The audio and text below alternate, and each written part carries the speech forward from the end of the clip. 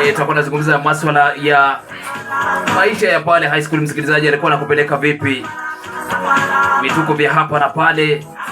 Presenter Babji atakuwa anatuambia vituko au ni kisa kipi ambacho aliweza kushuhudia pale high school. Presenter.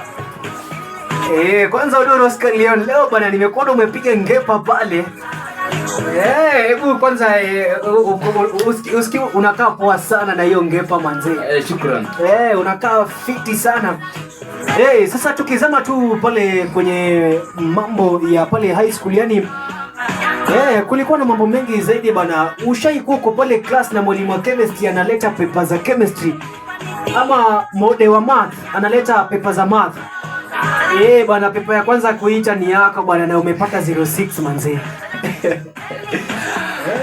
Asante sana. Amesema kwamba mwalimu wa hisabati akiwa anarejea na zile matokeo ambazo mmeweza kupata katika somo la hisabati. Msikilizaji, mie ameweza kutaja 06, mwenzangu mimi sikuwa one of them, sikuwa one of them.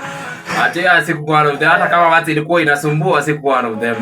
Mimi sehemu yangu ilikuwa mbaya sana. Yani niko pale class na ule mwalimu bwana wa chem na math walikuwa wamenizoea sana. Yani anakuja na pepa na anaanza na yangu, anasema leo tunaanza na wale wa chini kabisa.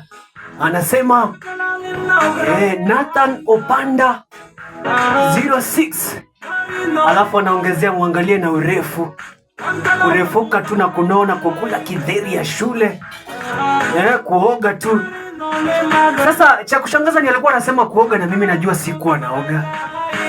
Sasa msikilizaji, acha nikushtua kidogo hapa na ingine.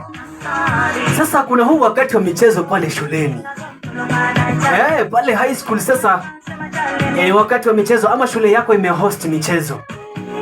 Tuseme ni mchezo wa kandanda, ni riadha, ama tu mchezo wa aina yoyote. Sasa watoto wa kike wamejaa pale shule. Alafu umejiamini kabisa, vizuri kabisa, ukamsongea mtoto wa kike ukamwambia akupe namba. Si mtoto wa kike akajitahidi vizuri kabisa akakupa namba. Unapoingia pale darasani, unacheza na wenzako pale, unaenda unakula, unaruka. Sasa wakati wa kuangalia hiyo namba unapata namba ilipotea kitambo zaidi, yani hata hauna namba. Na ukikumbuka ni kwamba ule mwanadada alikuwa mzuri zaidi. Lakini namba imepotea, utafanya namna gani? Mambo kama haya bwana yalikuwa yananiudhi sana pale katika shule ya upili.